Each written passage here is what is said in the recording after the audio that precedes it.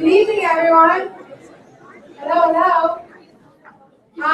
So before we get started, just wanted to play a couple videos. So how many of you guys have heard of us now? Please, everyone. Okay, awesome. So this podcast got so popular that SNL actually made a skit on it. So we're just gonna play that. So enjoy, and then we'll get started afterwards.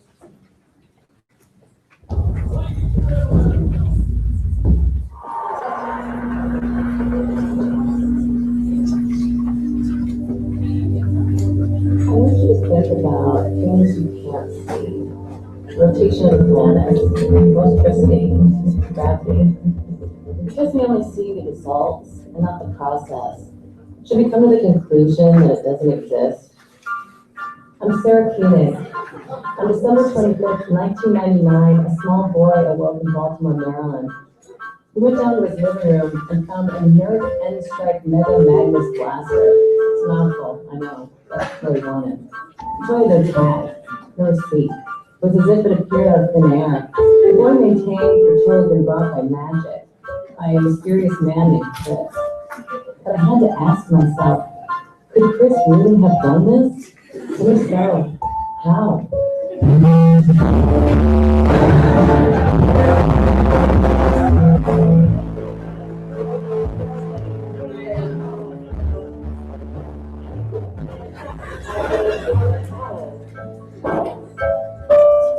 Toys just appear at our house, not just this year, every year.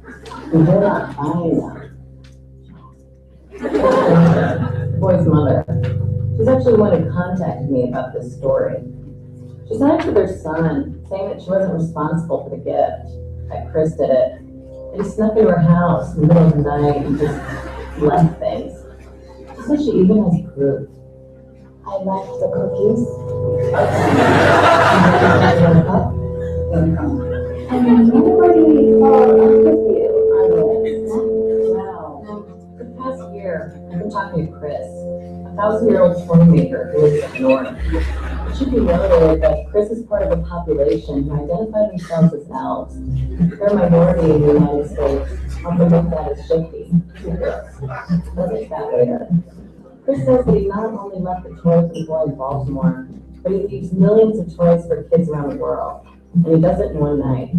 I know, shocking, right? It's like, you said you would hit every house. I mean, like, you understand, that's hard for people to swallow.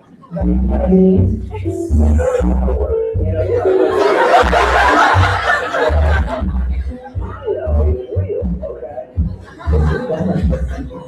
I love the more unbelievable parts of the story. But I guess he was right. How do you explain these things? It's just, you said you hit every time, like you understand. That's hard for people to follow, right? You know what I mean? Yeah. But for me, what it comes down to is like Christmas magic. What's today, you know? On this. So outlandish. So I called my friend Adnan, who's been delivering packages for Oxford. The same kind of packages Chris would have been delivering.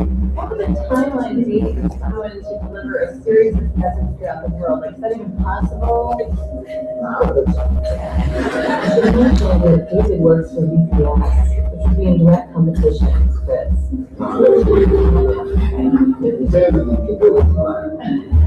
Okay. So we attempted it. My producer Dana and I.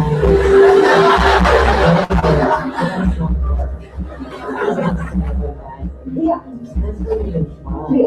We tried this. We didn't even get close, you know? But you didn't have my reindeer. People can't just make a reindeer fly.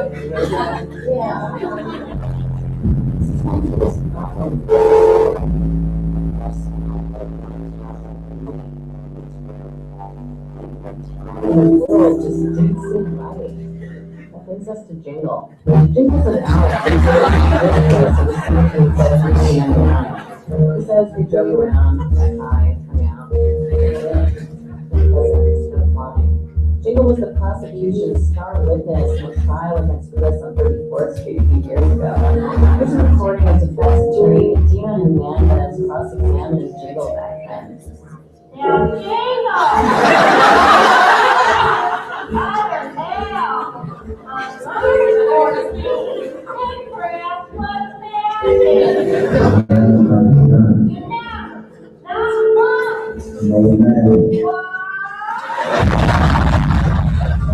If Jiggle didn't see Chris as the president, anyone?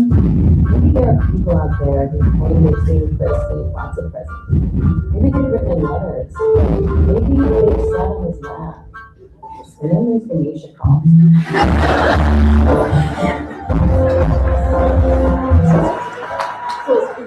Is now Kim?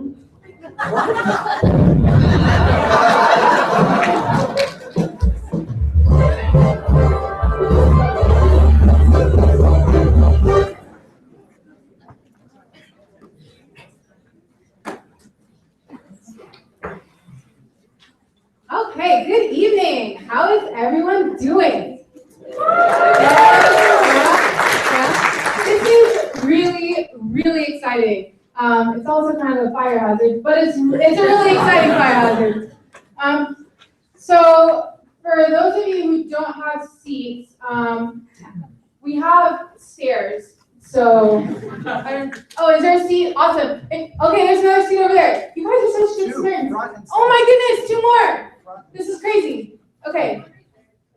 Okay, cool. Are we good? Somebody can have my seat.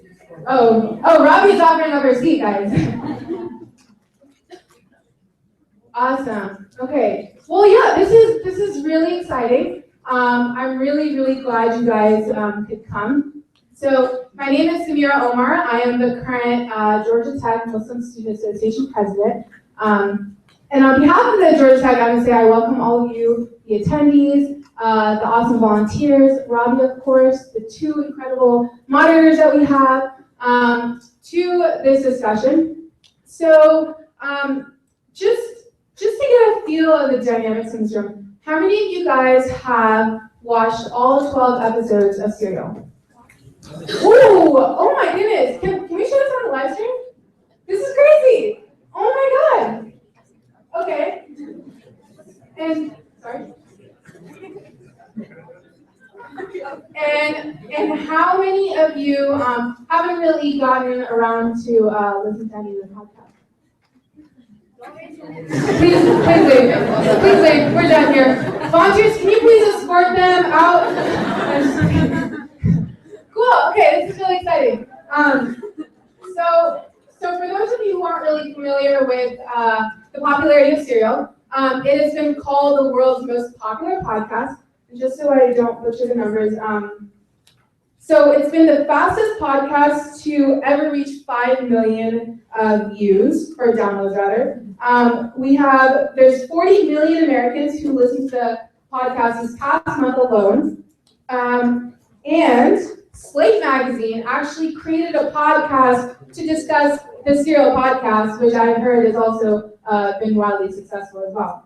So, so it's a sensation. We're all addicted. Who is this guy who didn't say he murdered a girl, but who's serving a life sentence for murdering a girl? Who is he? And I've gotten a couple of questions as to why the MSA is hosting this event. And to be very honest, it's as simple as the fact that Islamically, our faith emphasizes the importance of Muslims speaking out against injustice, against unfairness, and in this case, for the right to a fair, just trial. So I know when I'm speaking for myself, and I know for a lot of people as well, while I was listening to the podcast, it was so captivating. The characters are incredibly complex, the plot is riveting, and it's very difficult sometimes not to get caught up in the drama and the story of it.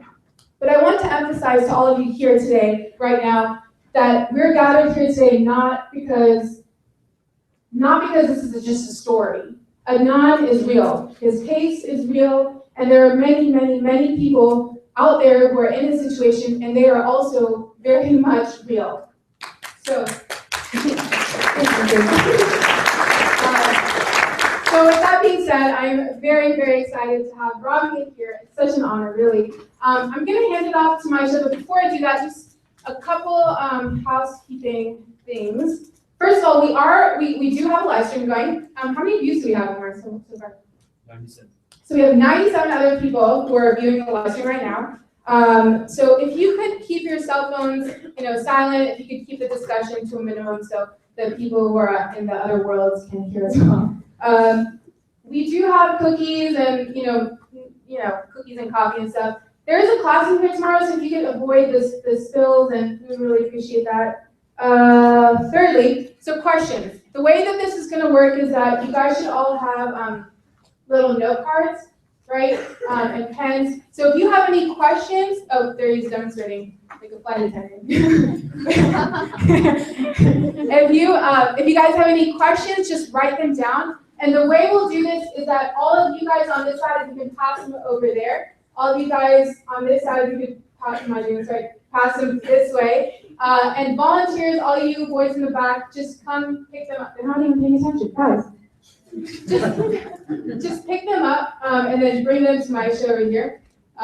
So we also have a hashtag that Maisha will explain. But without further ado, I will hand it off to Maisha, one of the awesome organizers of this event. And I will see you later on today. Enjoy. Thank you, Samira. Good evening, everyone. Are you guys excited for tonight? That's not loud. Thank you. Okay, so thank you all for coming tonight and spending your Monday evening with us. I know that there might be other places you'd rather be at 8 p.m. on Monday, but we really appreciate you all for coming and showing your support. We're excited to have you all here. My name is Maisha Manzoor, and I'm one of the coordinators for this event. Thanks to Aisha, one of my really good friends and colleagues. I was able to, we were able to organize this event in just 2 weeks. And as you all know, the tickets sold out in less than a week, and we have over 100 people still on that waiting list. So you guys are very lucky to be here tonight. Also, I want to give a very special thank you to Georgia Tech's Muslim Student Association for hosting the event. Thank you, Samira. Thank you for all the wonderful volunteers that are here helping us tonight and letting this event go smoothly. We appreciate all of your help. Thanks to Georgia State's MSA as well for their help. And thank you to Atlanta Muslim for coordinating with us to provide the live stream and recording, as well as Chapter 1 Filmworks. We really appreciate you being with us here tonight. Also, be sure to go to atlantamuslim.com and subscribe to get their updates. For those of you watching the live stream, we welcome you to join the conversation on social media. You guys can tweet too, but we have index cards for the ones in the audience, so that social media is specifically for those that are looking at the live stream. So please use hashtag AtlantaSerial to talk about the event, and use hashtag AskGTMSA to ask questions. We'll also have volunteers, as Samira said, walking around. And so without further ado, I want to introduce our moderators. So our moderators are Rodney Ho and Doug Roman. And Rodney Ho is an entertainment blogger for the Atlanta Journal-Constitution, covering media. He has been blogging for the paper since 2004, with an emphasis on local TV and radio stations, Turner Broadcasting, TV productions, and shows such as Scandal and American Idol. A New York native and Princeton University graduate, he has also worked at the Virginia Pilot and the Wall Street Journal. He's married with 2 dogs. Please give a warm welcome to Rodney Ho.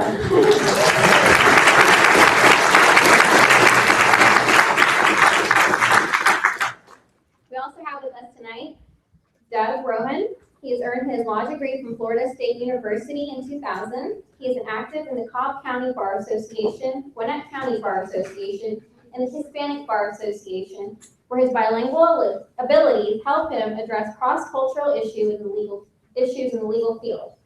He has been licensed to practice law in Georgia for nearly 15 years. He runs his own firm, Rohan Law, which was opened in 2013, and he practices personal injury claims, workers' compensation claims, negligent security claims, high net worth divorce litigation, criminal defense, and post-conviction relief. His post-conviction relief practice focuses primarily on mitigating negative consequences of criminal convictions and pleas on non-citizens who may now be facing deportation as an unforeseen result of their criminal case.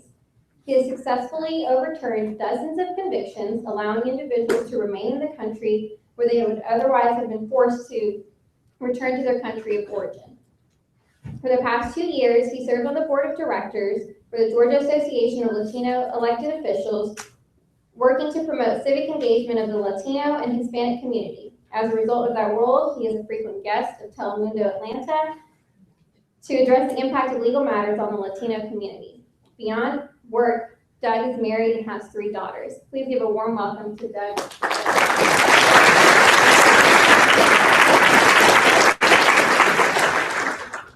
Check, check, check. Is the mic working? Okay. Everybody hear me in the back?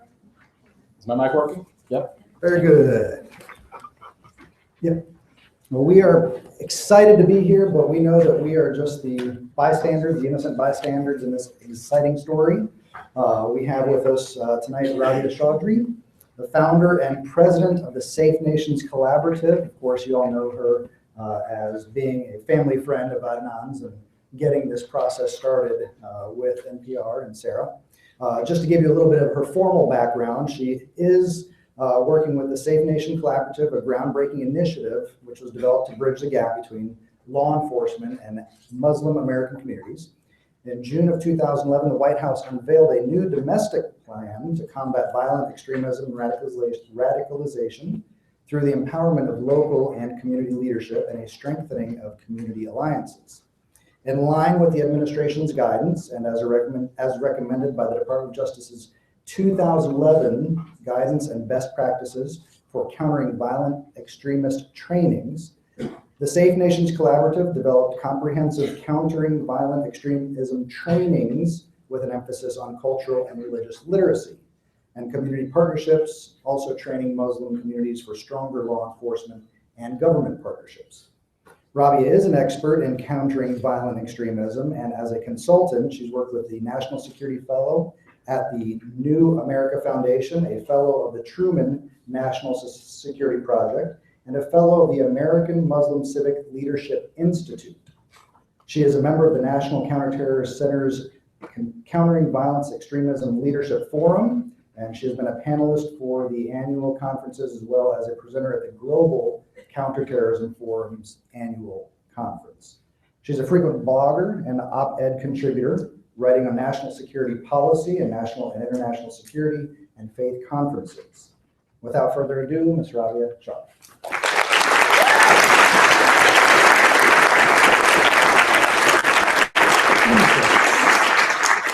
Is this on? Okay. First, I'm so sorry you listened to that really painful, long, boring bio. Apologies for that. You're famous. No. For very little of what I just read. Yeah, nothing has nothing to do with that, exactly. Well, we are excited to have you here tonight to give everybody a roadmap, kind of a guide as to what we're going to be expecting tonight. The moderators up here we will shape the conversation for about the first third of the evening. And then, as was mentioned before, you have note cards, and we'd love for you all to turn those in. And we'll use those to kind of shape the second third of the evening as far as your questions are concerned. And then in the final third, we will have all of the questions submitted through social media to kind of be the foundation for our discussion. But we do want this to be organic. We've been given very few restraints as far as how we present tonight. So most importantly, we hope that it's unlike any other question answering discussion session that's been had before or will be had again. As I said, or as was mentioned before, we have 97 viewers.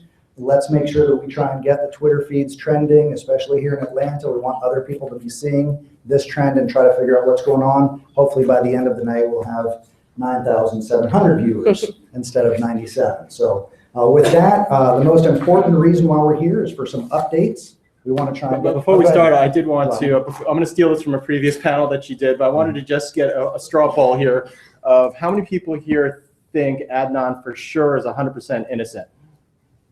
Okay, so how many think he's 100% guilty? One guy. Two guys, all right. And I guess everybody else is kind of in between. Is that pretty fair? Who's not sure? Who's not sure? Wow. Wow. Like Sarah King. Yep. A lot of skeptics in this crowd. How many of you would acquit him even though you're not 100% sure? That works for Yeah, me. fair enough. That's the important question. Well, along those lines, we are here to discuss what's happened since the podcast. Most importantly, find out what updates there are. And as I believe we've been hearing recently, there is a very dramatic update as of this past week. Yeah, so, well, first of all, can I just, I want to thank the organizers, Aisha Yaqub, who was like, you're going to be in Atlanta. Oh my God, can you do this? And I said, yeah, can you actually really pull it together this quickly?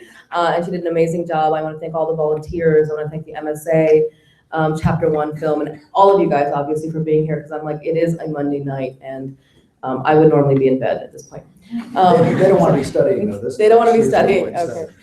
So when you fail something later this week, you can blame me. But yeah, so, I landed in Atlanta, and I was here for work and a conference at the Carter Center on Friday. And when I woke up at 7 a.m. on Saturday morning, I had like 300 messages, tweets and Facebook tags, and people were like, wake up, what are you doing? Like, the court has issued a ruling. And for those of you who don't know, like, what was going on was that Adnan had lost a post-conviction appeal. About a year ago, it was denied. It had been pending since 2010. So when it was denied last year in January, we immediately filed a request to get another shot at it. And it's rare, and I'm sure you probably know even better than me in criminal defense, it's rare to be granted a second shot at the same appeal, essentially. But in the last year, obviously a lot has changed, and Asia McClain came back into the picture. We have allegations that the lead prosecutor lied under oath during the post-conviction hearing.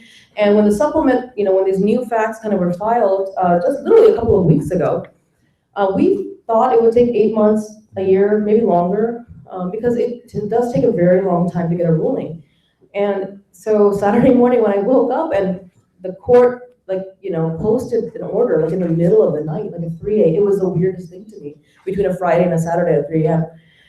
And it was shocking. So they ruled in Adnan's favor, and they are giving him a second chance at a post-conviction hearing, which means we can revisit all the issues that were raised 4 or 5 years ago. And not only that, but it's almost like they fast-tracked it. Like, the hearing's in June, briefs are due in the next couple of months. So it's moving very, very fast. Now, to briefly get bogged down in a few technical details, the appeal was for the right to, this motion was to request the right to appeal.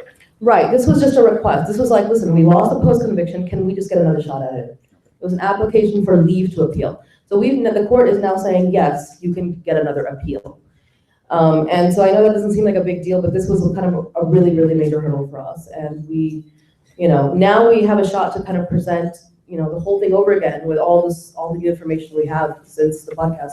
And one of the possible outcomes of that appeal is that they could remand it for a whole new trial. Yeah, there's a number of things that could happen. The appeal obviously could be denied, it could be totally denied. If the court finds that Gutierrez was effective and there was no problem with his case and he got a fair trial, it could be remanded for a new trial, which would be great. It also could be remanded for new fact finding, which is another kind of little, legal, phenomena.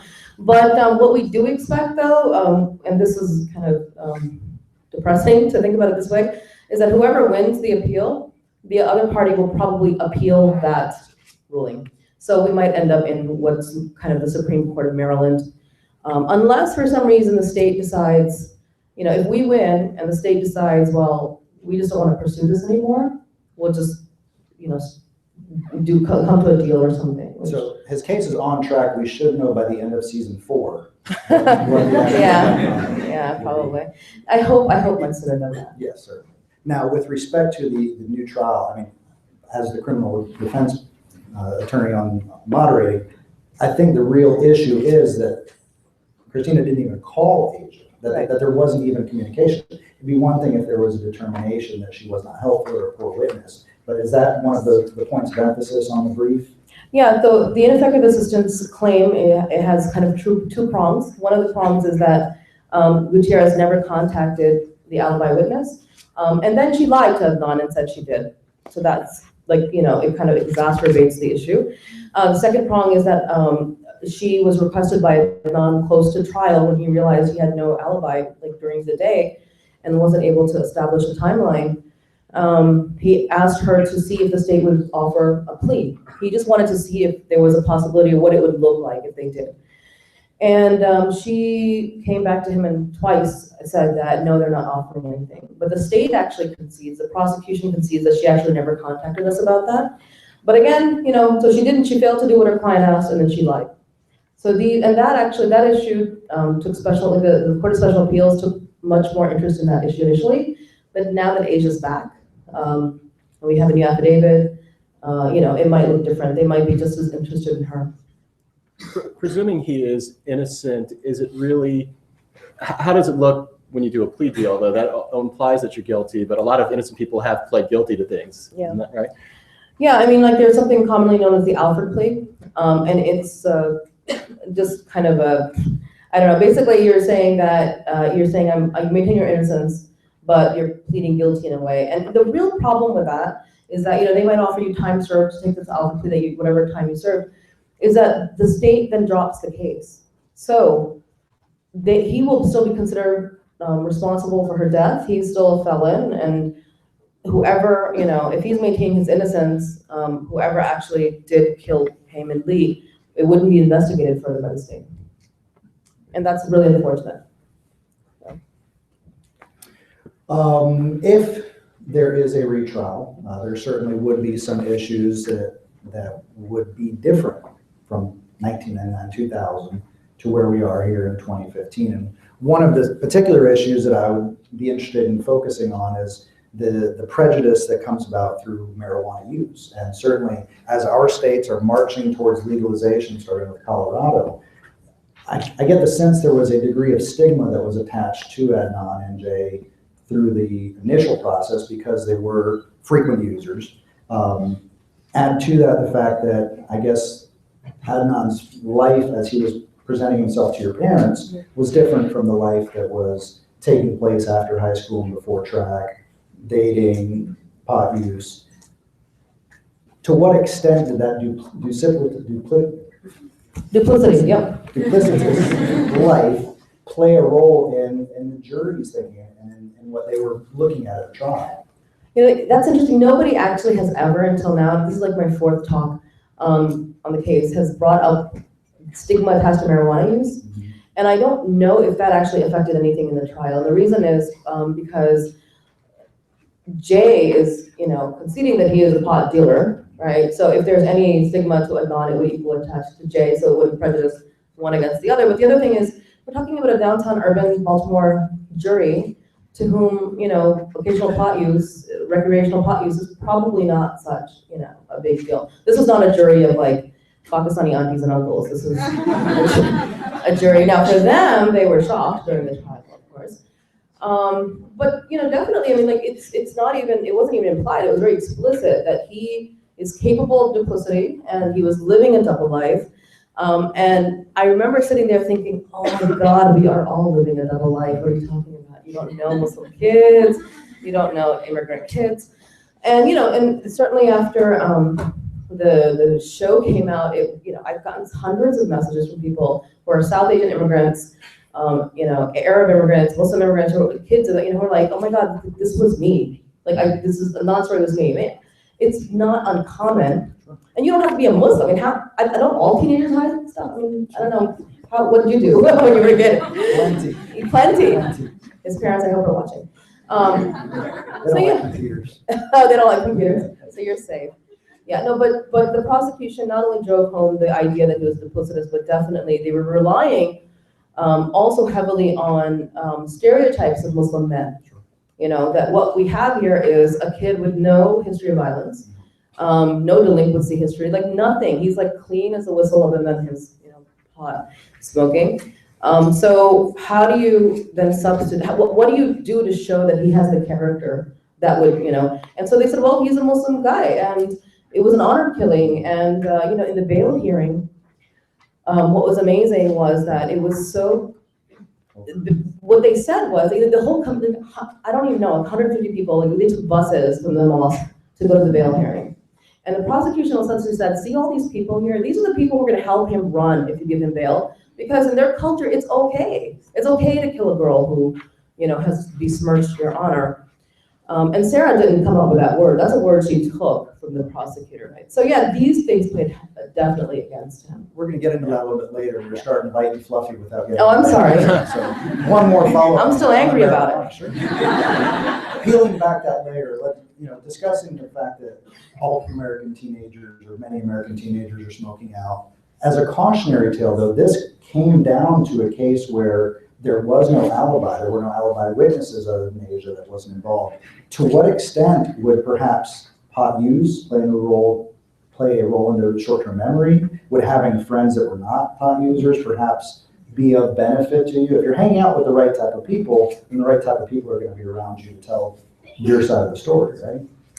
Yeah, I mean, what happened with Adnan, I mean, I think it was like his junior, senior year when he started kind of getting into this stuff. But he also was very, very closely connected to the mosque community and the mosque kids who led, you know, kind of a different lifestyle. They were like, a lot of them would get together, their activities were different. But Woodlawn was a different place. Woodlawn High School, it was a whole different group of kids. And so that wasn't like such an issue. I don't know, it really played an issue in terms of his memory about that day, like especially the rest of the day, and even the day afterwards, he said it was really fuzzy for him. But beyond that, I mean, I don't know if it's, like at this point, if we were going back to trial, if that, I mean, anybody would even blink at that. Like, it wouldn't be an issue.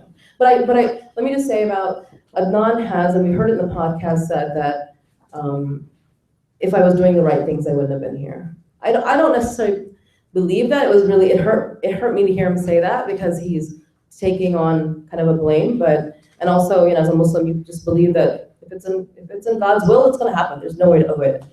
But he does. I mean, I think he immediately felt like, you know, I should listen to my parents all this time.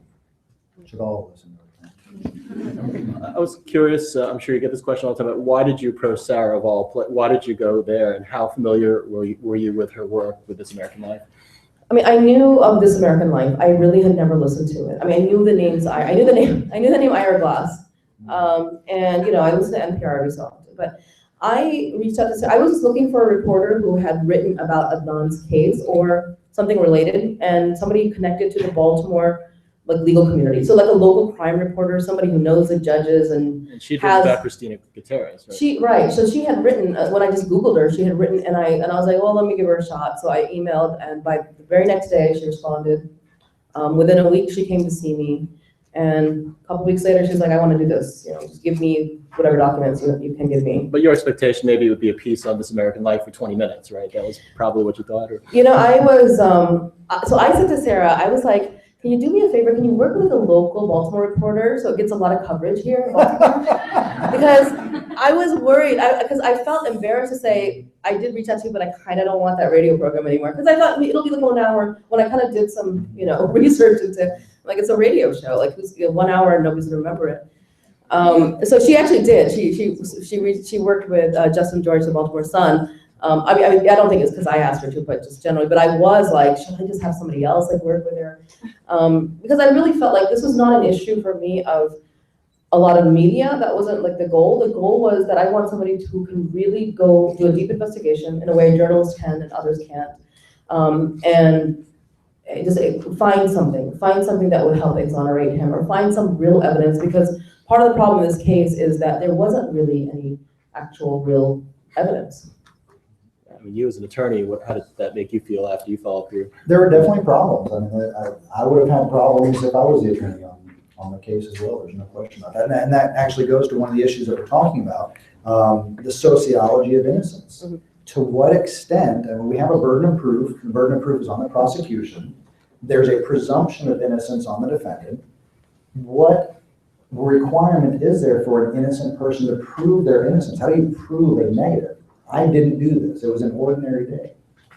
I mean, look, I think first of all, that presumption is like on paper. That presumption is not reality. When you have somebody, first of all, has spent almost a year in jail before trial, and then shuffles in and out of the courtroom in like shackles, you're not treating that person like an innocent person, okay? That person is in a jumpsuit in front of a jury. They look guilty. They're gonna think they arrested him. There was a grand jury indictment.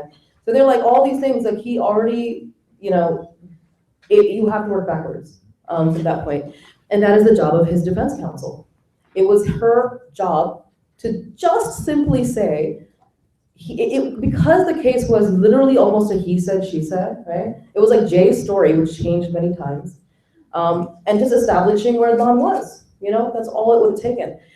And so she just really dropped so many balls in this case. There were so many ways she could have established this if she had jumped on it very, very quickly. And I think part of what happened is maybe she waited really like almost 8-9 months later when she tried to follow some leads and reach out to Muslims. So do you remember like last Ramadan being at Tarawih with who's. So, but we know now that her health was really bad.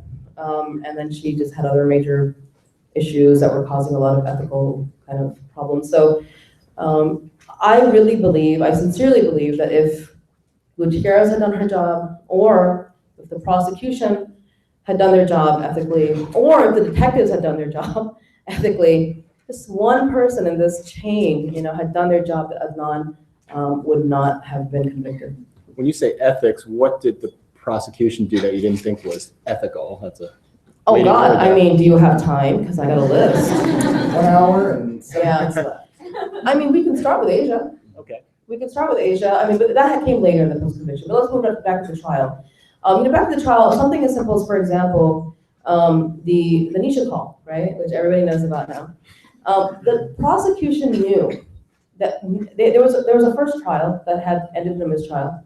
And at that first trial, Nisha testified that, yeah, I remember talking to Jay once, like that's the only time. And it was during the evening, and it was at the shop he was working at.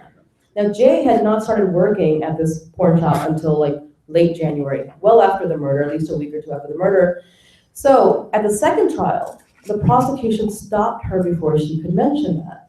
And the way it works is the witness can't just on her own offer something, or they'll move to strike or something. So the prosecution, knowing that call probably didn't take place on January 13th, made sure that the jury didn't know that.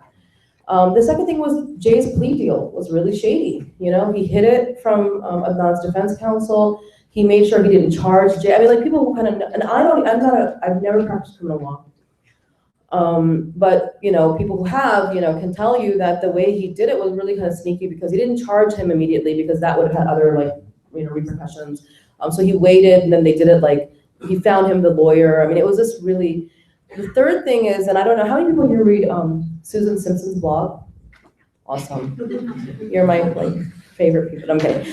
Susan Simpson's blog. She's an attorney in DC, and she just is this geeky legal blogger who loves this kind of stuff.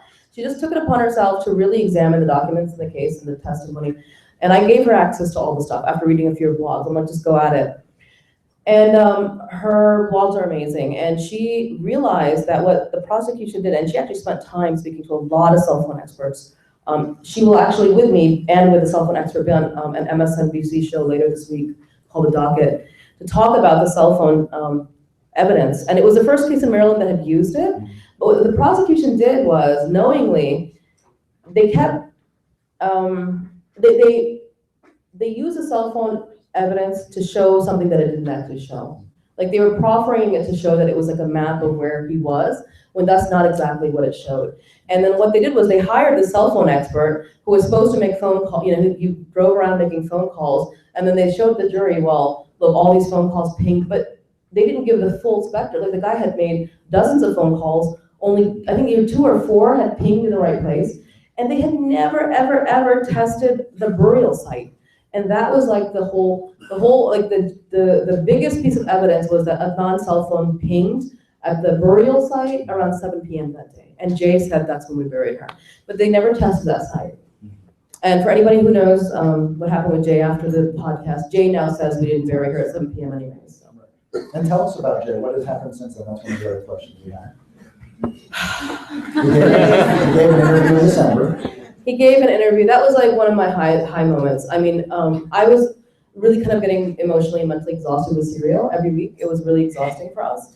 And so I thought, it's the holidays, I want to relax. And then the interview came out. But it was really, I mean, I'm still amazed because I'm like, who is this lawyer? Who told him to like give this interview? I would be like, just shut up, don't talk. But he completely undermined his testimony. He had essentially said that I committed perjury, like, I lied in court. That's not how it happened. And After in court saying he also had previously lied. right. So, and then, yeah, I love the testimony is amazing. Gutierrez is like, did you lie? No. Was that the truth? No. I mean, it's like this, So anyhow, the point is that he completely changed the timeline of that day and said this is, and so he undermined that. And so now I feel like the prosecution, what are they going to go back to trial with? Like which version of the story and which version of the cell phone record? I mean, I feel like there's nothing there left. So Jay has helped us tremendously with his interview, I have to say. And actually, so has Kevin Urich. God bless him. Kevin Urich, the lead prosecutor, when I knew he was going to be giving an interview. Now what happened was I knew about 6 weeks before that Asia was back in the game. I knew it, but we had to sit on the information. Sarah knew it. We all knew it, but nobody could say anything because we were waiting to get her. Basically, she's kind of worried. She's nervous. She had been in touch with the state already, but she's like, I want my own lawyer. She had to get to a place where she was like comfortable before she wrote an affidavit. You're a computer one, I'm sure. Yeah, I'm sure you could have gotten her a lawyer. A lawyer. But so I was like, please, Kevin Urich, when you give that interview, reiterate what you said at trial or at the post-conviction hearing, which is that, Asia made those statements under pressure. Because he lied when he said it then. And when he said it again at the interview, I was like, yes. Because I knew that Asia already was like back and saying, no, that's not true. That's not what happened. I never said that to him. So those were great interviews, even though me and Natasha are not really friends anymore, but it was good for us.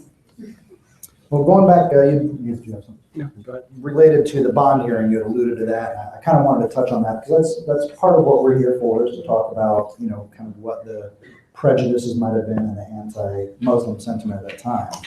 So the police hire a consultant, and this consultant gets into this concept of honor killings, and that this is a cultural norm. Basically, it wouldn't even be illegal in the country, in his country of origin, which he was not born in. And that he was therefore also a flight risk because he had all these people that were in attendance, an uncle that could make people disappear. Then all of a sudden we get 6 months later a letter of apology from a prosecutor saying, I was just kidding, I didn't do any of that. Right. What did the family go through at that point? I mean, I think, we were completely unprepared as a community to deal with this because it was pre-9/11. We were not really organized as a community. We didn't have an organized response to anti-Muslim bigotry. I mean, now if that were to happen, immediately, we would raise constitutional concerns, we would, whatever. But we just were like deer in headlight. We were just like, oh my God, can you believe they said that? Oh my God, I can't believe they said that. I mean, that was literally it. We just didn't know how to deal with it. Gutierrez didn't know how to deal with it. Gutierrez probably spent more time than the prosecution talking about Islam and Muslims in the case. In some of the most bizarre cross-examinations ever, where she would just cross-examine somebody to things like, so at the mosque, do women pray in the back, and do you? Oh, excuse that. Do we have to leave? Okay. If I leave the building immediately, we mean chill out, Yeah. hang out, no problem. Guys, stay, please stay. Your coffee is still warm. I blame Kevin Urich for that. It's my fault. It goes to Kevin Urich past. Yeah. For those who can't hear on the live stream, we have an announcement that's letting us know that it's time to leave, but we're gonna hang out and stay here. It's a very persistent announcement. He really wants you to leave. For those who are students here, how many times can we expect to do this? Last Go one? on for a whole minute. Okay, only 5 times. Okay, we did. Should be the last time. Thank you. All right, as you were saying, I don't even know what I was saying. Kevin Urich Was it Kevin here? Something about him. Gutierrez, Gutierrez. the cross-examination. Cross-examination. So questions like, do you fold your hands together when you pray? Do you pray like lined up together? And we would be like, what is happening? Like what, how is this relevant? There's completely, and I think she didn't know what to do with it. Also, she was definitely having cognitive issues, but she was grasping at straws. But she would, if you look at the testimony, it's like pages and pages and pages of testimony about, like, you know, and but Kevin Yerk, I mean, like the prosecutor also, you know, would like get in his little stings. He'd ask like Adnan's friend who's on the stand, is it permissible for a Muslim out, you know, before marriage to have sex or outside of marriage to have sex, you know? And he said, you know, no, it's not, like not Islamically. And I don't know if he brought up like, you know, is the death penalty, what is the penalty for this or something? You know, so there was that played heavily into it, and it was shocking then. And you know what happened is like after the conviction, we started having direct appeals, and all those boxes, all that stuff I had looked at many times right after conviction. They got stored in his parents' house, and I didn't revisit them until literally when I brought Sarah back into it. So for many, many years, I didn't look at that stuff again. And I had actually kind of forgotten, like, and I didn't even realize, and maybe because after 9/11, like we've gotten more like attuned to it too. Now we're like, oh my God, yeah, we've gotten much more attuned to it. So it was much more shocking. And the memo you're talking about, it's really not clear if the police, like we don't know where the heck it came from, but we didn't have it. Like his attorney didn't have it, and Sarah found it.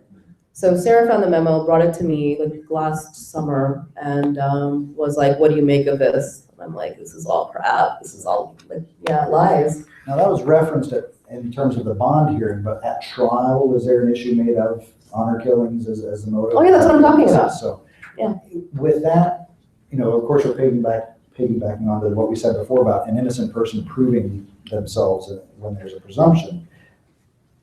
That was really one of the issues that I guess it was Deirdre from the UVA Innocence Project seized on as her problem with the case, was this idea of motive. They never gave any reason for motive other than this honor killings. What was it that was so easy for the jury to grasp on this without questioning it? Well, first of all, because again, I mean, the defense was not able to counter an argument. And it was just like, you know, you plant like a seed of fear. Fear-mongering is not that hard. And, you know, you had Adnan sitting there, and behind him, it's like all like rows of elders, like, because the trial happened, the second trial happened in January, February, when people were in school.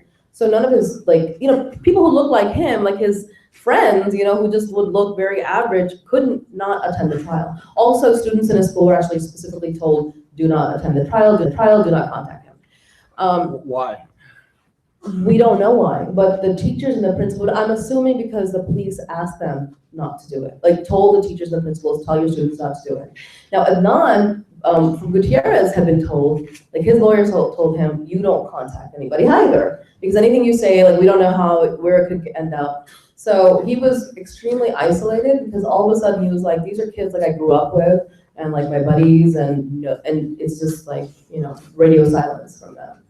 But so again, I totally lost my train of thought.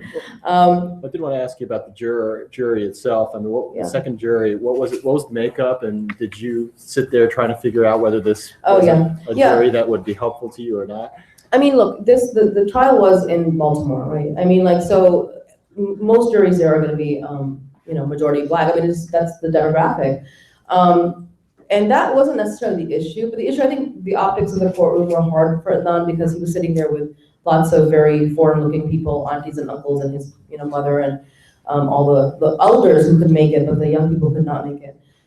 And you know, we heard when Sarah interviewed them that they said, yeah, that kind of was, you know, we wondered about how they treat the women, you know.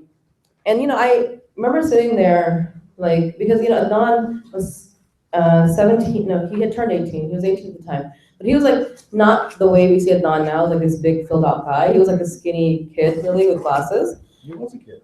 He was a kid. 17. He was a kid. And so I would sit behind him and just watch, and he would just be scribbling, because he just didn't know what to do. Like, he was just so, like, shocked at what was, you know, the allegations. And also it's kind of ironic. He's like, on one hand, you're saying like, I'm this crazy Talibani Muslim guy. On the other hand, I'm like sleeping around smoking pot. Like, which is it? You know, you can't have it both ways. So it was hard to see him have to sit through that and just listen to the kinds of things that they were just kind of grasping at straws. They were making up a story about him that wasn't real. Did anybody touch on the fact that, you know, there are some cultural norms around pot smoking, and that as a general rule, it makes you less violent, more passive, kind of just want to sit back in your bag of Cheetos. I don't really feel like doing anything. We're gonna gotta bury somebody. I mean, come on, it just seems like it's counterintuitive. As somebody who has no personal experience, That's not what watching. no, as somebody who actually, because I'm a total dud and square and wasted like the best years of my life just being boring. But no, I don't think that was ever brought up. I mean, really, that it wasn't dwelled on a lot, and that actually would have been a good point for Christina to explore. Then that might have been better explored if Adnan actually had testified. Because, you know, then maybe she could have said, well, like, why can you not remember certain things? Like, you know, and you could explain reasons why.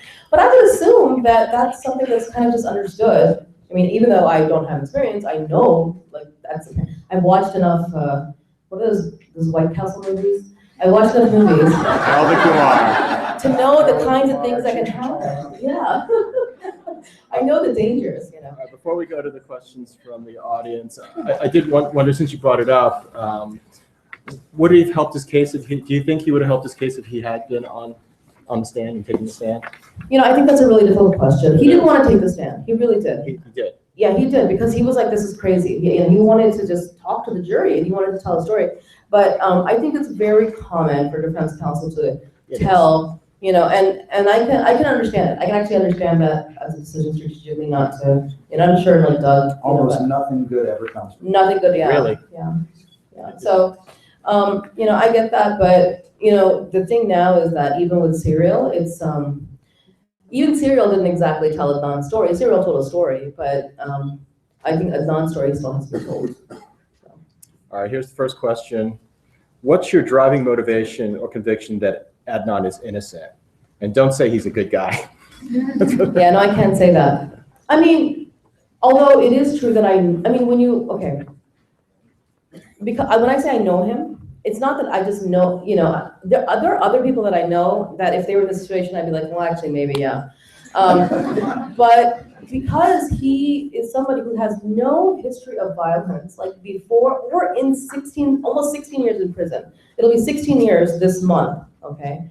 And you're telling me that this person, once in their life, just lost it, killed somebody, his friend, popped back into school for track practice during Ramadan, and that's it. And he has nothing before or after that. That's not how human beings work. So to me, that and his lifetime of like nonviolence, essentially, and the whole community knowing him as he was literally always like the peacemaker, the non-confrontational guy, the guy when there's a fight, he's like, all right, everybody just chill out. That's when I say that's not him. But beyond that, if you don't have to even look at that, if you don't know him, is the fact that the story is like, what are we relying on here? If we're relying on the testimony of Jay, which version of that testimony? And then beyond that, where is all the evidence that should have been there to back up Jay's story, right? So Jay's saying, and this is when I say, like, you know, the detectives had done their job right, although I wonder how much of their job they did and it disappeared, you know? I mean, here's Jay saying there's this guy Phil and Patrick, and these are all people who are part of the story. Jen is part of the story. Where are their phone records? Why was Jay's house never searched? Right? He's saying, I took shovels from my, you know, from the house I lived in. And they never, Adnan's car was torn apart, his clothes were taken, you know, they couldn't find any soils. There's no actual evidence. What was in Hayes' car? Hayes' car had, you know, the kinds of things you would expect, you know, for a student to have. It had like, you know, some books, notes, an insurance card. There was like an acceptance letter from college, I think. There were things of that sort. There was some old flowers, you know, and I don't know if they were from her new boyfriend. And that's another thing. And she had a new boyfriend, and he also wasn't fully investigated. Like when they found on her body some hair, like two hair samples and some other fibers. They were tested against Adnan, and they were actually tested against, I think the hairs were tested, maybe not against, I'm not sure if they were tested against Jay. But nothing was tested against Dawn. There was a t-shirt that had some blood on it. It was never tested against Dawn. I mean, that's just, as investigators, you might want to do that when his alibi is his mother, right? His mother was his only alibi that he was working at a store with her. Yeah. So. Did you feel a sense of betrayal when Sarah started poking into Adnan's past and kind of some of the things that were going on? Like he stole money from the mosque, yeah. Did that hurt you? How did you feel about it? You know, what happened, and I don't think Sarah ever intended, I don't think she was, I'm totally speculating here, but from what I know of her and the conversations we've had, I don't think she gave two hoots about that. I don't think Adnan stealing, 20 or 30 or $50 when he was in 8th grade, Right. was relevant. And I think that's reasonable. I think most people would not return, but I'm more curious, how did you feel? And here's where you brought. Yeah, he got kind of angry about it when she brought it up to him, yeah. So the reason I wasn't angry about it, and that's what is because I think I know why she did it. And the reason she had to do that episode or to include that was because there were a couple of people who kept calling her about it. And she even mentions in the podcast that she got so many, like these guys repeatedly calling and texting and calling, and these guys are on Reddit too. And I think it's 2 people, and I'm pretty sure I know who they are. But they, you read my blog, it's on there. They know who they are. So, they were so desperate because they were like, we have this really damning information. And I think if she had not done it, then people would say she was biased. And definitely Reddit. Reddit was like ready to, because people on Reddit were saying she's in love with him. It was really disrespectful. So I think she had to just address it, put it, just so we could move on. And I'm glad she did, because this guy was like, after all of that effort, it was like, he stole, I stole, he's a good guy. Okay, I mean, that was it. Ask the longest question in there so she can get a drink of water. Yeah. Okay. Find the longest question. No, it's okay. Read it slowly. Well, Christina Gutierrez, she died in 2004. Like you said, bad health even at the time. But if she were still alive today, is there something you could say to her now? If she had, she probably would talk to Sarah probably now too, right? I would think she probably would. But what do you think would happen? I mean, look, Gutierrez is feisty. She's a fighter, and I get that spirit. I understand. I know women like that. I'm sure. The thing is, though, she also conceded when 28 different claims of ineffective assistance of counsel were filed against her. She just conceded to them and agreed to be disbarred. So I don't know what she would say. Maybe she would say I was really sick and I didn't do my job. I don't know. But I will say this. There are people who work with Gutierrez who just recently, in fact, contacted this one lady, reached to work with her, contacted my brother and said, I worked with her during that time. And I totally remember. She was losing it and she was mishandling funds, not just in this case, but in a number of other cases. Right. And people were working, and I'm really disappointed in the Baltimore legal community, who for years and decades knew her and should have been able to recognize that she's losing it. Even the process, all these people have worked together for many years, even the prosecutors knew her. So why didn't her colleagues, why didn't her partners, why didn't paralegals, somebody say she's not fit, there's something is wrong? I mean, her reputation preceded her probably, right? People just, it's just temporary. It did, but especially if you have a stellar reputation, it should be even more noticeable when you are just stumbling and here we have somebody who worked with her and said, yeah, I remember how she was mishandling funds. Why was that allowed to go on? All right, here's a skeptic. It says, who lends both a cell phone and a car to someone who is just a sketchy acquaintance? That's not how people act. I don't know if that's a specific question per se. But it's... Yeah, so, Jay used to get rides from a lot of different people. He didn't have a car, and this came out in testimony that it was very common for him to get rides from. But the thing is, Jay was Adnan's really close friend's boyfriend. He was very close friends with Stephanie. And I think he just had to kind of deal with Jay and also, he got him hot. The phone thing, and Jay actually testified to this, that Adnan did not give me the phone. He left the phone in the car. He had literally gotten the phone the night before. And I don't even know if today you're allowed to take cell phones into high schools, but definitely you couldn't do it then. So he had left the phone in the car. And I guess either Jay knew it was there or found it or whatever. I mean, but the point is that Jay, on cross-examination admits that he did not give me the phone. It was left. So, but as far as the car thing, I mean, and it wasn't just Jay. Adnan would lend his car out to, he's just one of those people, right? I think in high school, people did stuff like that. We're not talking about an adult who's like, are you insured? Or, we're talking about a kid in high school. You know, and so our expectation, if you keep remembering, he was 17 at the time, like we're, you know, and think about yourself when you were 17. All right, here's a straight question. Yes? Is my mic not higher? Higher, okay. If Adnan didn't do it, who did? And if you think Jay did it, why? Not to pigeonhole you into who you're going to say you did it. Okay. There are actually about 3 or 4 very strong theories that I think are viable, and most of them don't involve Jay. One of them does. When I say involved, meaning him being actually responsible for Hayman's death. He might have been involved collaterally. He knew where her car was, right? Well, this is the problem. We almost don't even know if he did. When the police said, "Look, you know, take us to the car," he took them to the wrong spot. Oh, did not know that. Yeah. So what the hell happened? Why would he do that?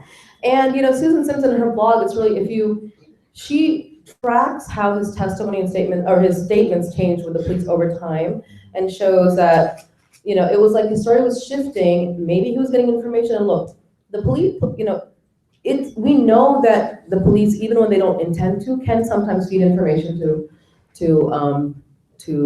witnesses or to people they're talking to. Jim Trainum, who was a detective that Sarah interviewed, talked about that, and he's actually been, when he realized he had done that in a case, you know, and literally this woman was convicted because, I don't know if she was actually convicted, but she admitted, she confessed, right, to this crime she never did. And he went back and realized that he had fed her all the details without meaning to. These things happen. And I feel like Jay is one of those personalities who could easily be influenced. Well, he clearly appears to me, and he would be a pathological liar, just I'll say whatever comes into his head at any given moment. There are 3.5 hours of that interview that weren't recorded before the recording machine was turned on, or the video camera was turned on. There's no question that some influence could have been placed on him. Well, there's just 3.5 hours, and there is some evidence to suggest, and we are not gonna, this is total, it's evidence to suggest. I'm not accusing anybody, because shut up Reddit, I know you're gonna start talking about this immediately. But there is evidence to suggest that he actually might have been meeting with the police earlier than that. And we have no documentation of those actual meetings. So, you know, that's a line of investigation that we need to explore now and try to figure out. Is the Innocence Project, they're looking at a serial killer. Is that something that sounds remotely plausible to you, or a long shot? Honestly, there's a part of me that feels like nobody will ever know what happened to Hayman. Like, I really feel like that at this point. You don't think the DNA evidence will be? No, unless the DNA evidence is very clear. Unless the DNA, and it's very possible. But at the same time, for example, the most damning thing would be finding DNA under her nail clippings, so they have fingernail clippings. But the autopsy shows that she was struck really badly, like really heavily in the back. So what if she was knocked out before she was killed? Then she couldn't have even fought back, right? There's also now evidence, and Susan Simpson is the one who so this is stuff, for example, Gutierrez never called her own independent medical expert, forensic expert. She never called her own independent expert for the cell phone evidence. She called no experts. Her defense lasted less than a day, okay? After like the prosecution, their case went on for weeks. So this autopsy report, which is readily available, now I don't know how to read an autopsy report, but we've had it all these years, and Susan Simpson took a close look at it and said, oh, this is interesting. You know, there's something called lividity, which is when somebody dies, if they're in a certain position, the blood pools to that position because of gravity.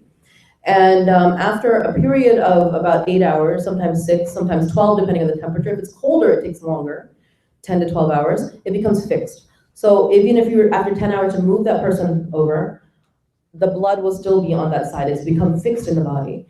And it shows as a tinge, like a bluish, purplish, you can see it. And Hay had lividity on her anterior, which means here, on her chest and her face. But she was found in the grave on her side. So this has to mean that after she was killed, she was on her face flat, on her chest for maybe 8, 10, 12 hours before she was actually buried on her side. Which means she didn't get buried that day. That's true, right? Yeah, it makes much more sense now when Jay says she was buried close to midnight. But That Jay actually said, makes- I saw her in the trunk, I saw her face, I saw her blue lips. I mean, Jay said a lot of things, you know, the trunk pop's been everywhere. I want to see that compared to the pings on their cell phone. Yeah, See how those maps overlay. that's true. Yeah, that would be interesting. But so then the question is, where was Hay for those 10 or 12 hours? It's nearly impossible to imagine somebody of her. She's not a child. She's a fully, she's like 5'8", lying flat in a trunk on her face. Like, you know, she would normally, I mean, it would either have to be on her back or on her sides or her legs, you know. So it adds one more layer of what happened. But this is something that Gutierrez should have caught. And it seems like she kind of was, like, in her examination of the medical, the forensic expert, she was moving towards that, but then she kind of missed it. Like, it didn't, she wasn't able to Circle back to it. well, she wasn't able to nail the point. Yeah. All right. A short question. Have you ever doubted Adnan? No, I have not. I really have not. And after Sarah's investigation and the show and other people from like Asia coming back and all these, I mean, I have even, you know, I mean, basically it's like I'm pretty unshaken in my faith in him. It's not common for somebody to say I'm innocent and maintain that innocence. I mean, when he was convicted, as you know, after the verdict was read out, the jury was dismissed, and he stood up and they started putting his, you know, whatever, the shackles on, and he said, you know, he just turned around. It was the first time he spoke the whole trial. He turned around and said, you know, Allah knows I didn't do it. And we were crying, and he was saying that it's okay, Allah knows I didn't do it. During sentencing, his defense counsel, which was like a public defender, had been assigned to him like just that day almost, was like, you know, my client expresses remorse, and Adnan's like, no, I didn't do it. You know, he's like, I'm not gonna let anybody take that away from me, you know? So I have to honor that in a person. Do you think if he were a non-Muslim, he would have been convicted? I mean, only if you were able to establish that he had some kind of a history of violence. And now if it was Dawn, if this was Dawn on trial, and you had Jay's testimony, but Dawn had no history of violence and no priors, and there was nothing else other than Jay's testimonies, you know, I don't think the prosecution could make the case, well, Dawn is an Irish American Catholic, and in the Catholic Church, they're really disrespectful of women. It would be a hell of a stretch. Like, no, it just would never happen. And if you look at Ireland, they're killing Protestants. So. Yeah, they're very violent. Culturally speaking. Pope Francis is terrifying. So I don't think so. But I'm gonna say, I don't care what the prosecution threw at him in the trial. Gutierrez had done her job. She was his advocate. She was paid to defend him. You know, the prosecution, and you know, we have prosecutors here in the room. I'm looking right at you. They should be, you know, they should strive not for convictions but for the truth. But when they don't, that's the defense counsel's job to make sure to hold them accountable, and she didn't do her job. Okay. How important ultimately was the Nisha call? Even though it gets brought up almost as a joke at this point, but is that true evidence in your mind? Of that day? Of that day, yeah. It's evidence that, well, I mean, if you actually look at, you know, her full statement, it's evidence that she actually never talked to Jay that day. So yeah, to that extent, she's like, I talked to Jay at a shop.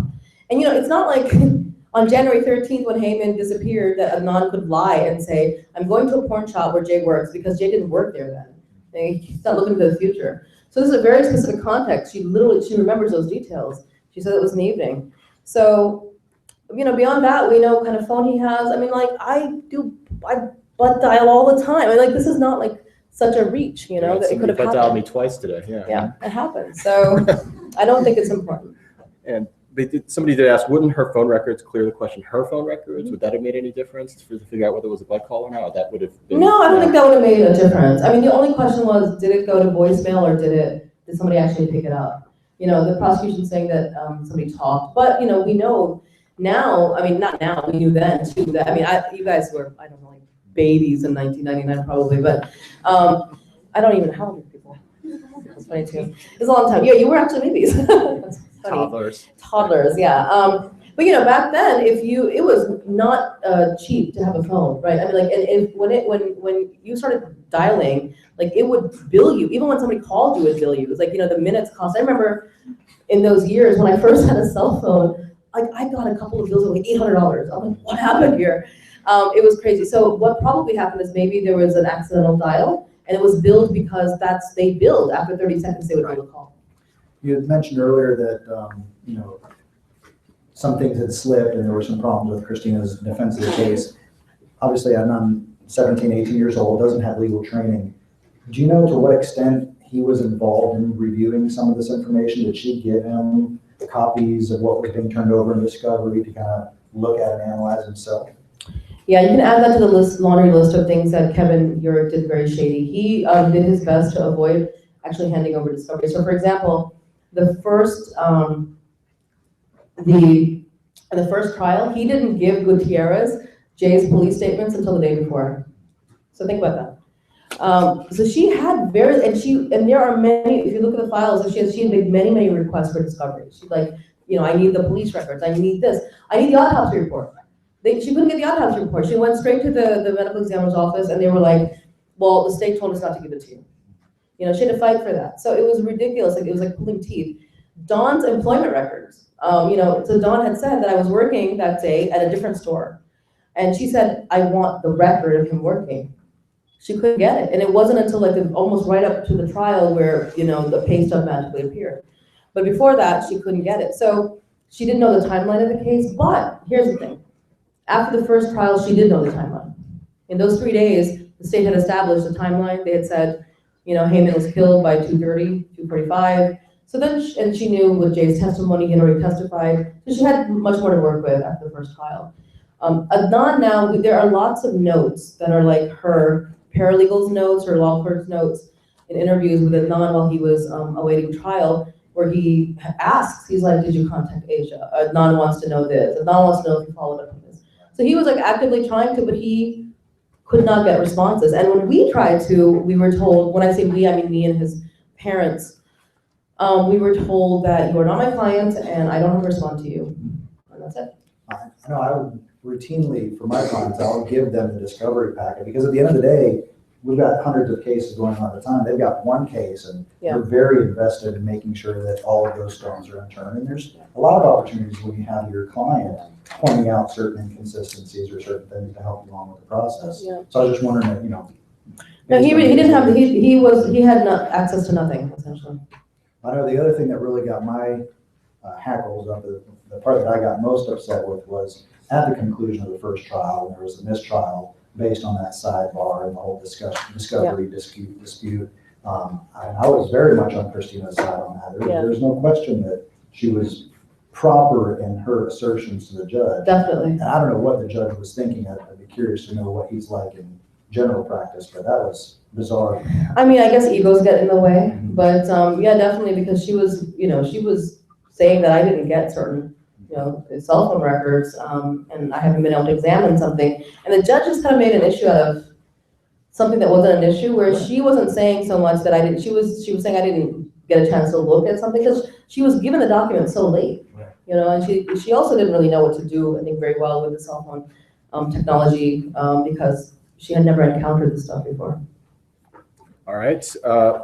Do Adnan's parents recall when he came home that day, January 13, 1999?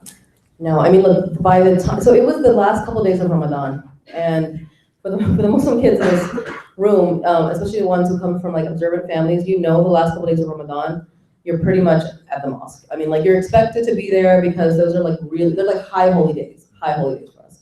And the mosque is buzzing, and his house is like walking distance from the mosque. Like, that's how connected to the community. So, you know, but his father said that he was at the mosque that day. And at the grand jury hearing, somebody else also testified, his name is Bilal, also testified that Adnan was at the mosque that evening. And the reason he remembered that was because, and this comes up in some notes and stuff, but it never came up at trial, was because on the 14th of January, Adnan was asked to do a presentation to like a youth group at the mosque on Islam so there's a tradition in Islam about like that God has 99 attributes, and so he was supposed to do a presentation on this for the kids. So this person at the grand jury says, I remember him being there because I went over the notes with him. He was gonna, and this is like an older man. I went over the notes and he was gonna present it the next day. And then the president president of the mosque also in his interview with Sarah's paralegal says, I remember him giving that talk the next day. So there's reason, but these people were, Adnan's father was called, it's Adnan's father. I mean, but this other guy was not called to show that he was there.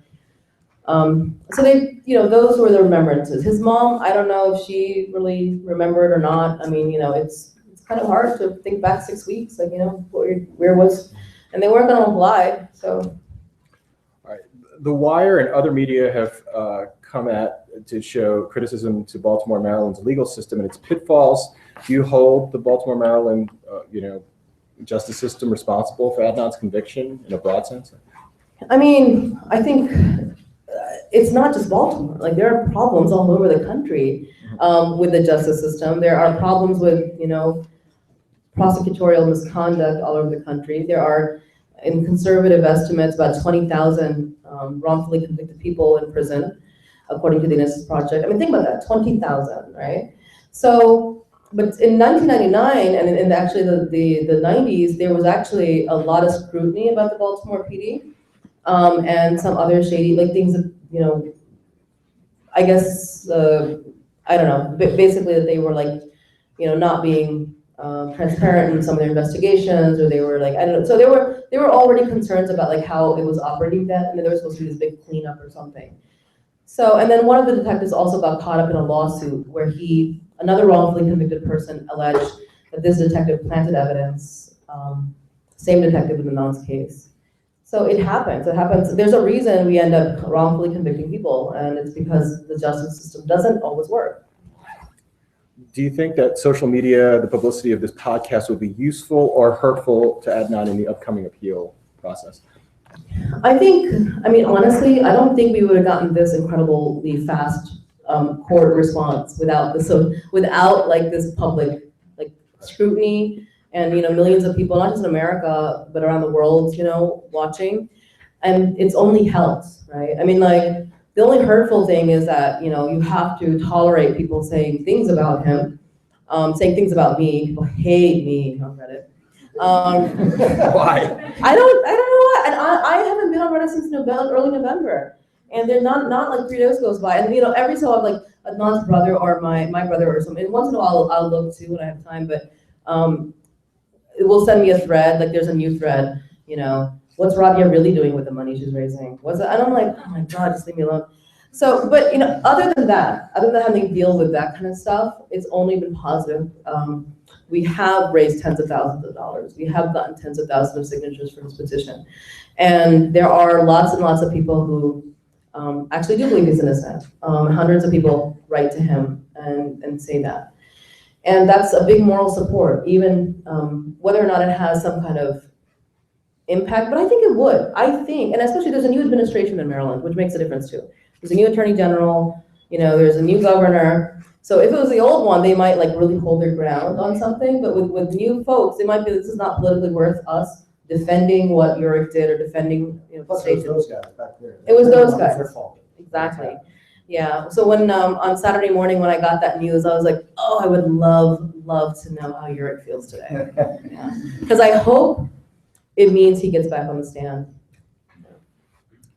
Have you met Hayes' parents? We know Hayes' family did not participate in the podcast, but have you ever crossed paths with Hayes' family? So Hayes' father was never, as far as I know, he wasn't even in the country. She lived with her mother, her brother, her stepfather, and we would see the mother. I would see the mother and her brother at trial. I don't know if her stepfather was there because I wasn't. But it was just one of those really challenging situations where, on one hand, you're heartbroken for this family, but you can't even go up to them and tell them that, because you've essentially been pitted against one another in a way. And Hayes' younger brother was actually a friend of Adnan's. He was like friends with him, so he knew him. But I do think, it seems that Hayes' brother at least has been following the show. He knows it's happening, and they've been quiet. To me, that's an indication of maybe they think that something did not, like maybe they want to see where this goes. Like, there is a possibility that Adnan is innocent. Otherwise, they easily could issue a statement saying, this is very painful for us, the right person's in jail, please stop digging into, let her be, let us be. Those wounds open and festering. Yeah. But they've been quiet. So it's got to be painful for them to have to relive this in a weird sense, though. I mean, it's. I wonder, like her brother had said in a post online that his mother is not listening to it. So maybe, like even my parent, like my dad's listened to a few episodes. My mother's never listened to it. My mom's known Adnan for a very long time. So it could be she's never listened to it, but I mean, I'm sure that's a pain that can never go away. Right. But I imagine if on top of that pain, you think that the person who actually killed her might actually still be out there, that's even more painful. Okay. What do you plan to do next? What other projects are you working on? Oh, well, I have a day job, I work, and a lot of it is not like, that was like, so what you read from earlier is like the website that like law enforcement agencies look at, so it's like counter-terror this, but most of my work is with the New America Foundation, it's working with Muslim communities, it's doing like, and I, on Saturday I helped run with Google, and in partnership with Google, social media trainings for Muslim advocates all around the country. And so I was running a workshop here on Saturday. I'm going to continue to do that. And I consult with State Department projects, so that's ongoing. And that's it. But my husband said to me, he said to me like a month ago, let's say, you're successful and we're successful and Adnan gets out, what are you going to do? You're going to keep working on wrongful convictions, right? Because that's like just a one-off. I'm like, 16 years, I can't, You don't have time for more than 1 or 2 more. I'm like, yeah, I told my friends, look, if anything happens, you guys are on your own at this point. I don't have the stamina because I've, tweeted 8 million times and spent maybe 150 hours blogging at this point. I'm pretty good. Speaking of blogging and social media, do we have any questions that have come in by Twitter that we want to? Yeah, that we haven't asked already. Yeah.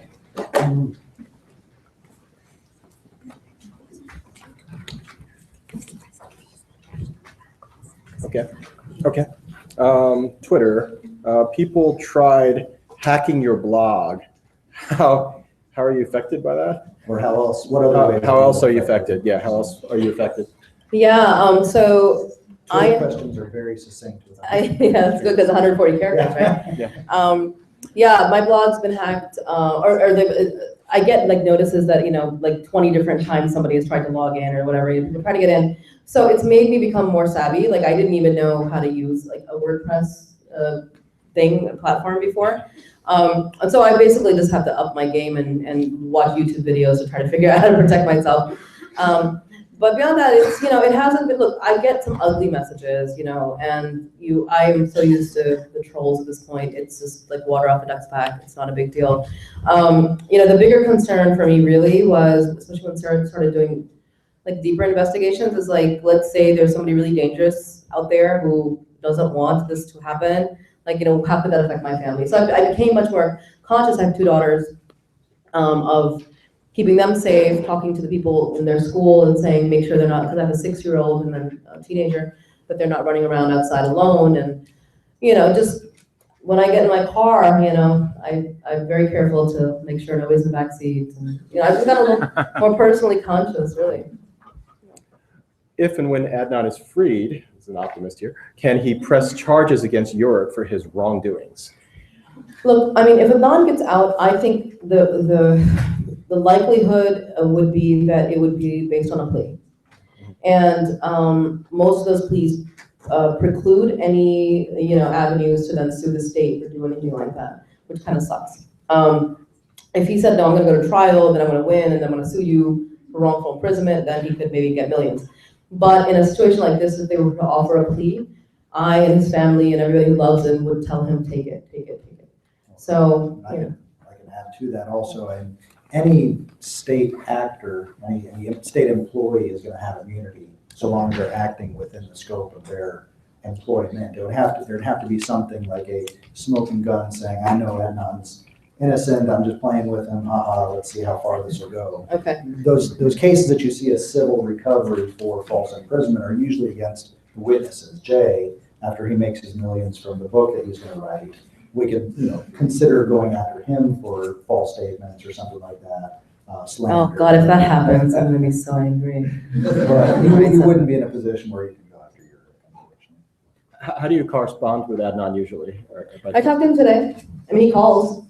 So, he calls about once a week. He has a limited number of phone calls he can make. We're beyond we don't write letters because we don't really need to. Once in a while I might write him something, but I will every so often print up a stack of material and send it to him, like different articles that have been written about him, blogs and stuff like that. But we talked today because that's the first time we talked since the order came out.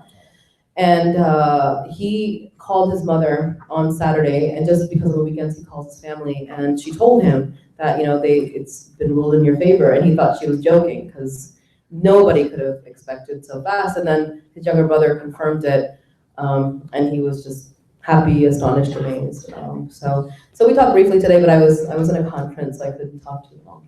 We go to see him every so often, but he's very, very far away in this maximum security facility that's a little hard to get to. So you're trying to give us our 2-minute warning here? Well, plenty of time left. All right.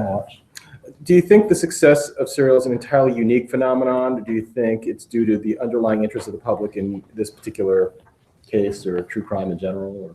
Yeah, I think they're definitely a draw to true crime, Yes. I think first of all, Sarah's phenomenal. I think she could tell us story about, I don't know, anything really, an ice cream vendor, and it would be amazing. She's just really, really good at what she does.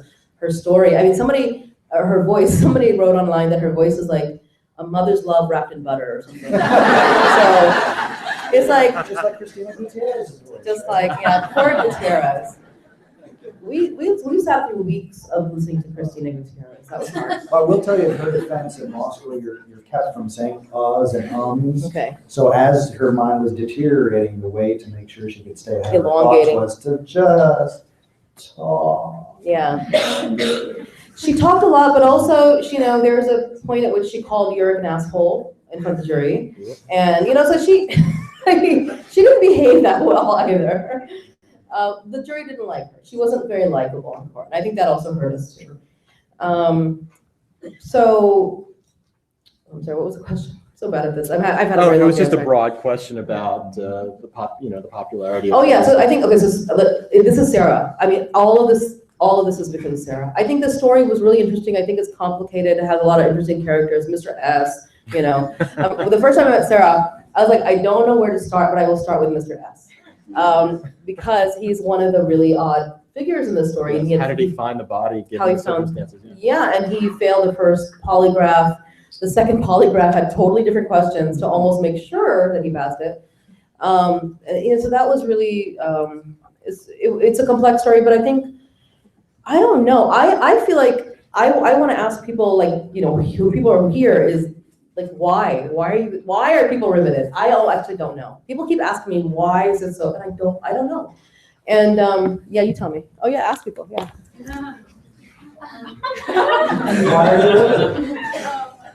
I thought it was really interesting how I wrote the plot points and everything. I don't really know why, but I didn't think it'd be that interesting because it was a podcast and we would see what was happening. But I thought it was really interesting. I want to ask somebody who is not a Pakistani American or a Muslim, because we have a different interest in this. We do. We have a different people I know from our community are interested in different ways. The guy with the beard, he reads the blog. Okay, yeah. Yeah, you read the Susan Simpson's blog. Why? So I listened to a lot of podcasts. Oh. Serial was extremely well produced. Yeah. Very compelling story, really well told, but also the story just keeps getting, the more you look, the more interesting it gets. If you go look at the information that you put on your blog, the information that Susan Simpson put on her blog, and there's always, another twist, another turn, and it's just constantly draws you in. So. Yeah.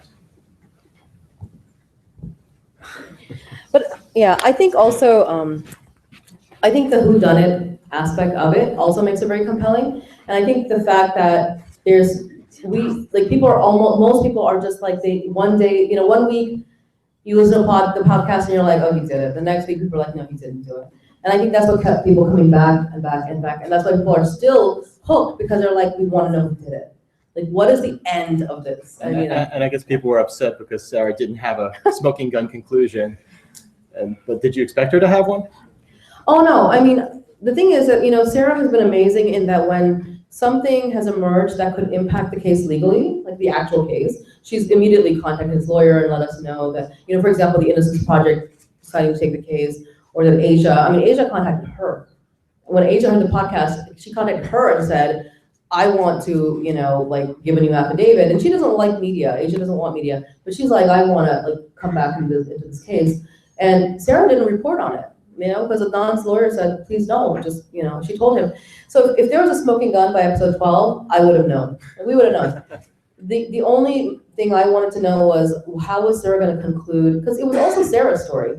Right? She got to know Adnan. She spoke to him for maybe longer than I spoke to him. 40 hours? Yeah, more than that, actually. Yeah, journey of discovery that we got to go along and follow. Yeah, and she visited him many times, right? And she is still in contact. They're still in contact.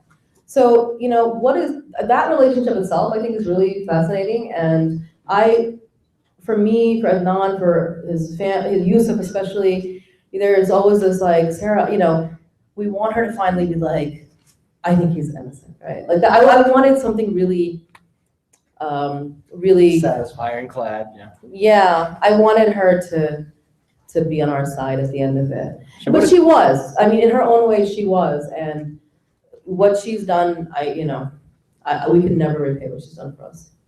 Getting back to Mr. S, is he truly a suspect in your mind or not really? No, I don't think he's a suspect at all. I mean, if he was a suspect, he wouldn't have gone to the police himself, to report the case. But I do absolutely, really, really seriously think that he heard something.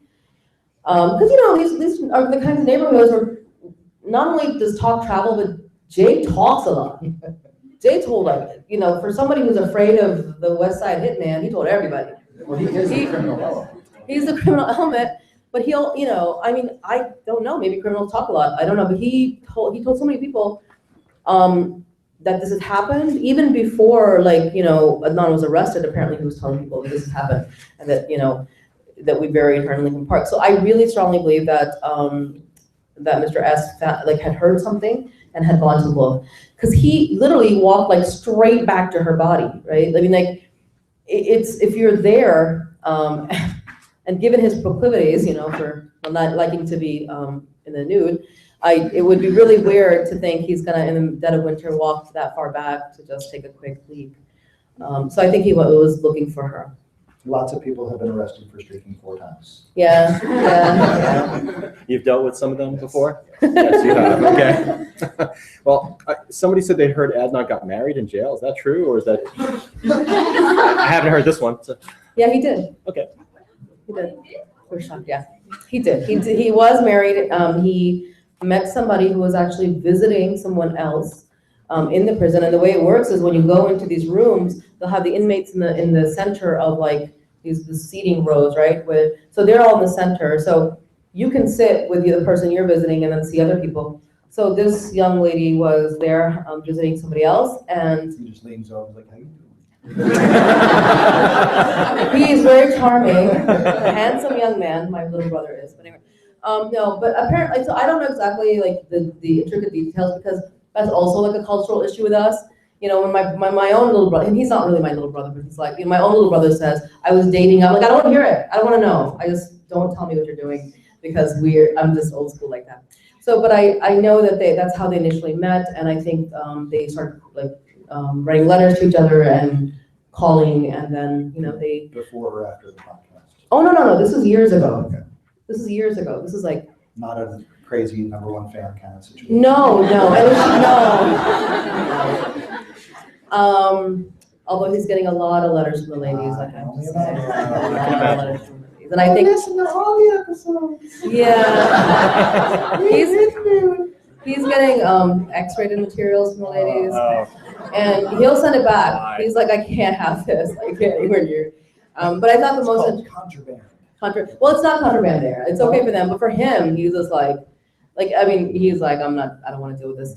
But I thought the most interesting thing was, and I thought next door and the other seller like, hey. Yeah, you can pass it on. Yeah. But he's actually been writing back to people, and when people get letters, a lot of them will send me a message saying, I got a letter. He was really nice. He was funny. He was great. But one young lady actually sent him, I thought this was really actually kind of cute, 4 headshots, professional headshots, the kind you put on your real estate flyer or something. And I'm like, that's really kind of adorable. That's I know you don't have access to Tinder, but yeah. So That was kind of sweet. But yeah, they were married for a couple of years, and then, you know, I mean, obviously, and they're still in touch, they're still friends.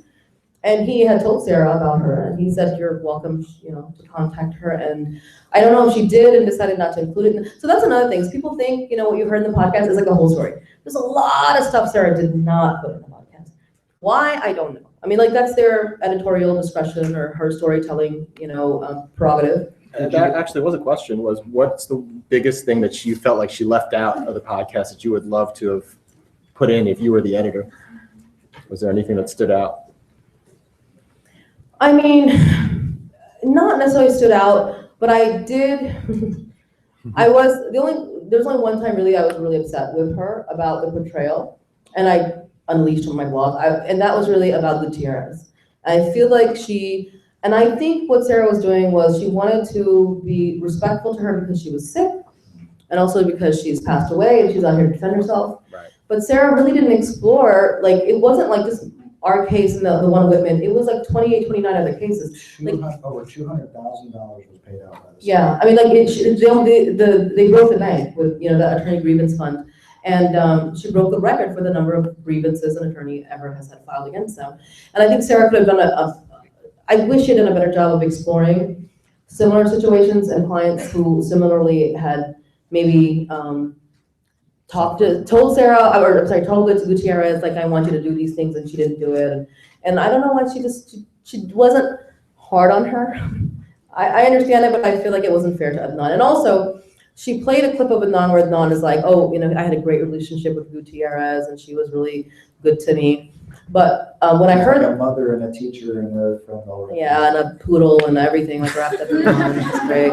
And when I talked to Adnan like 2 days later after the podcast, I was like, this is what you told her about Gutierrez?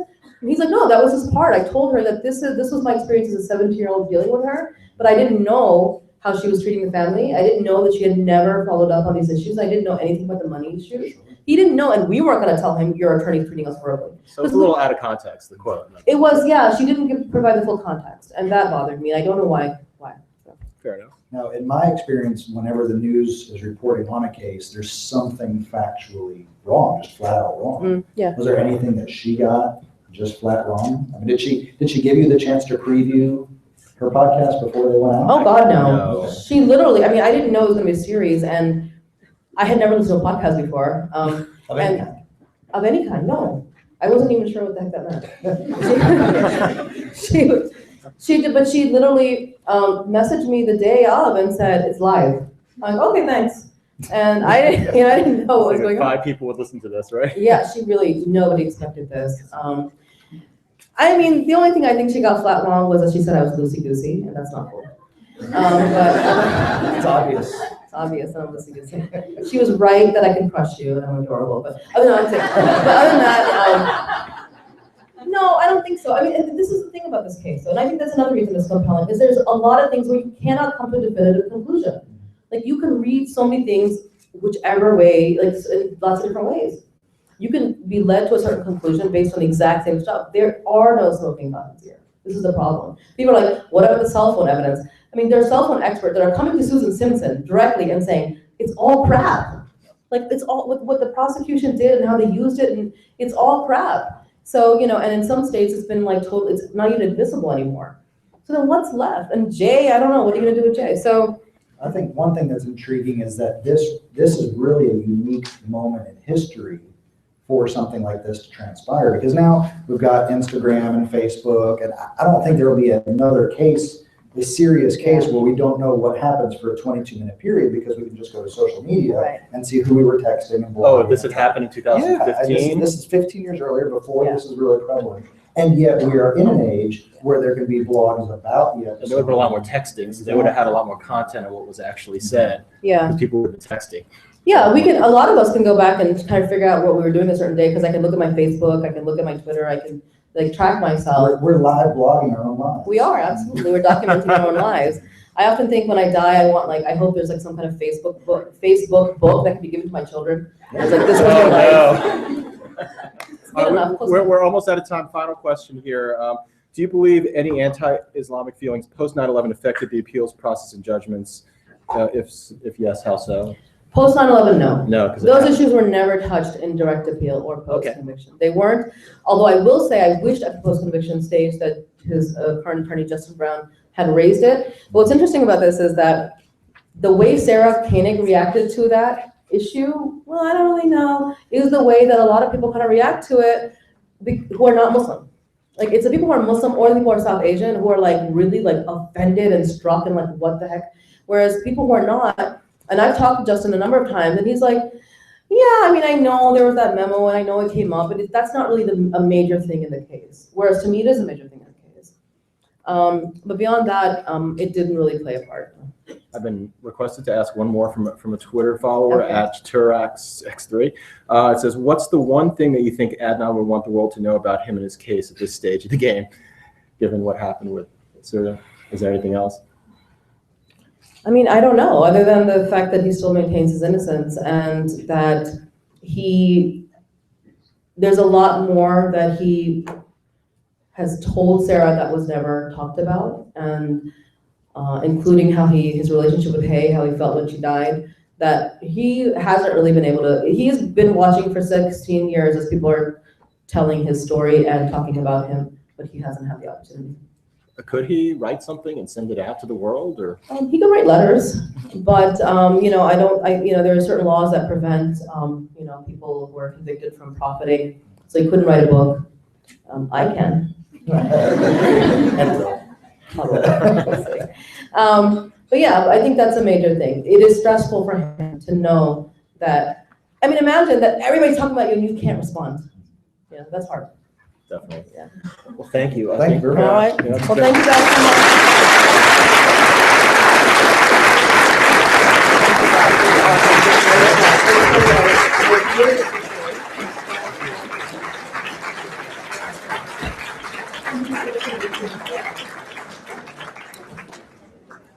Yes. We do a lot of non-citizens. So they'll come in with Before we close up here, I wanted to show you guys one of my favorite tweets from today. Actually, someone in the audience drew this.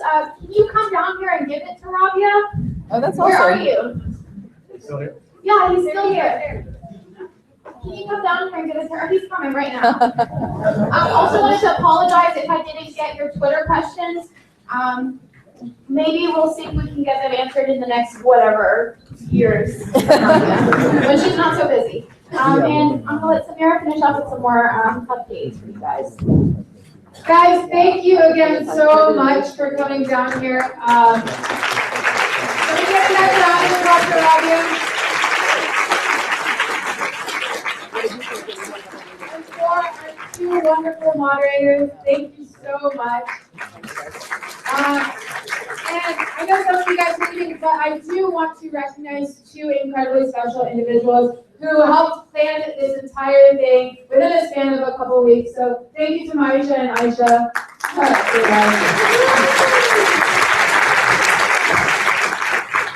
So it's an incredibly insightful discussion. Rabia, we're absolutely honored to have you. And if nothing else, I hope all of us leave recognizing the fact that it's very rare to come across an individual who so openly speaks out for something that they believe in.